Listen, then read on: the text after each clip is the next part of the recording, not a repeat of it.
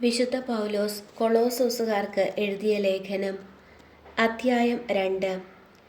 നിങ്ങൾക്ക് വേണ്ടിയും ലവൊദീക്യായിലുള്ളവർക്ക് വേണ്ടിയും എൻ്റെ മുഖം നേരിട്ട് കണ്ടിട്ടില്ലാത്ത അനേകർക്ക് വേണ്ടിയും ഞാൻ എത്ര ശക്തമായി പോരാടുന്നുവെന്ന് നിങ്ങൾ അറിയണമെന്ന് ഞാൻ ആഗ്രഹിക്കുന്നു.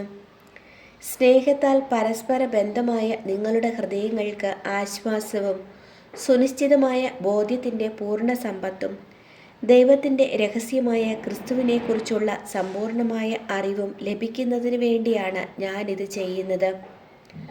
ജ്ഞാനത്തിൻ്റെയും അറിവിൻ്റെയും നിധികൾ അവനിലാണ് ഒളിഞ്ഞുകിടക്കുന്നത്. ഞാനിത് പറയുന്നത് വഞ്ചനാത്മകമായ വാക്കുകൾ കൊണ്ട് ആരും നിങ്ങളെ വഴിതെറ്റിക്കാതിരിക്കുവാൻ വേണ്ടിയാണ്. ഞാൻ ശാരീരികമായി നിങ്ങളിൽ നിന്ന് വിദൂരസ്ഥനാണെങ്കിലും ആത്മാവിൽ നിങ്ങളുടെ കൂടെയാണ്. നിങ്ങളുടെ ജീവിതക്രമവും ക്രിസ്തുവിലുള്ള അടിയുറച്ച വിശ്വാസവും കണ്ട് ഞാൻ സന്തോഷിക്കുകയും ചെയ്യുന്നു. ക്രിസ്തുവിൽ പൂർണ്ണത. കർത്താവായ യേശുക്രിസ്തുവിനെ നിങ്ങൾ സ്വീകരിച്ചിരിക്കുന്നതിനാൽ അവനിൽ ജീവിക്കുവിൻ. അവനിൽ വേരുറപ്പിക്കപ്പെട്ടും പണിതുയർത്തപ്പെട്ടും നിങ്ങൾ സ്വീകരിച്ച വിശ്വാസത്തിൽ ദൃഢത പ്രാപിച്ചും കൊണ്ട് അനർഗളമായ കൃതജ്ഞതാ പ്രകാശനത്തിൽ മുഴുകുവിൻ.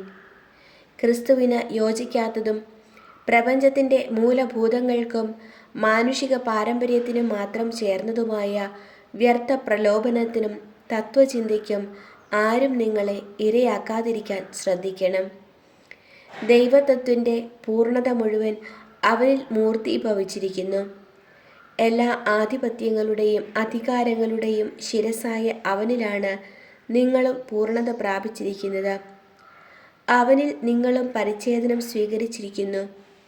കൈകളാൽ നിർവഹിക്കപ്പെടുന്ന പരിച്ഛേദനമല്ല, ശരീരത്തിൻ്റെ അധമവാസനകളെ നിർമ്മാർജ്ജനം ചെയ്യുന്ന ക്രിസ്തുവിൻ്റെ പരിച്ഛേദനം. ജ്ഞാനസ്നാനം വഴി നിങ്ങൾ അവനോടൊപ്പം സംസ്കരിക്കപ്പെട്ടു. മരിച്ചവരിൽ നിന്ന് അവനെ ഉയിർപ്പിച്ച ദൈവത്തിൻ്റെ പ്രവർത്തനത്തിലുള്ള വിശ്വാസം നിമിത്തം നിങ്ങൾ അവനോട് കൂടെ ഉയർപ്പിക്കപ്പെടുകയും ചെയ്തിരിക്കുന്നു. നിങ്ങൾ പാപങ്ങൾ നിമിത്തം മൃതരും ദുർവാസനകളുടെ പരിച്ഛേദനം നിർവഹിക്കാത്തവരുമായിരുന്നു. ദൈവം നിങ്ങളെ അവനോട് കൂടെ ജീവിപ്പിക്കുകയും നമ്മുടെ എല്ലാ പാപങ്ങളും ക്ഷമിക്കുകയും ചെയ്തു.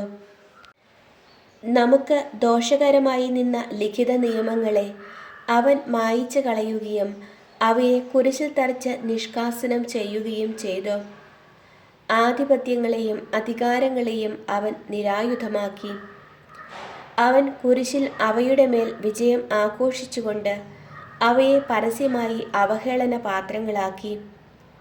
ഭക്ഷണപാനീയങ്ങളുടെ കാര്യത്തിൽ ആരും നിങ്ങളെ കുറ്റപ്പെടുത്താതിരിക്കട്ടെ. അതുപോലെ തന്നെ ഉത്സവങ്ങളുടെയും അമാവാസിയുടെയും സാബത്തിൻ്റെയും ആചരണത്തിലും. ഇവയെല്ലാം വരാനിരുന്നവൻ്റെ വെറും പ്രതിച്ഛായകൾ മാത്രം. യാഥാർത്ഥ്യമാകട്ടെ ക്രിസ്തുവും.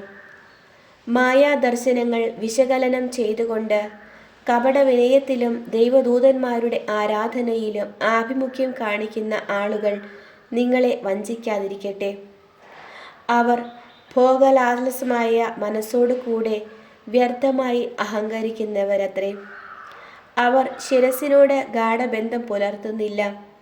ശരീരം മുഴുവൻ സന്ധിബന്ധങ്ങളാലും സിരകളാലും പരിപുഷ്ടമാക്കപ്പെട്ടും കൂട്ടിയിണക്കപ്പെട്ടും ദൈവഹിതാനുസരണം പൂർണ്ണ വളർച്ച പ്രാപിക്കുന്നത് ഈ ശിരസിൽ നിന്നാണല്ലോ. ക്രിസ്തുവിൽ പുതുജീവിതം.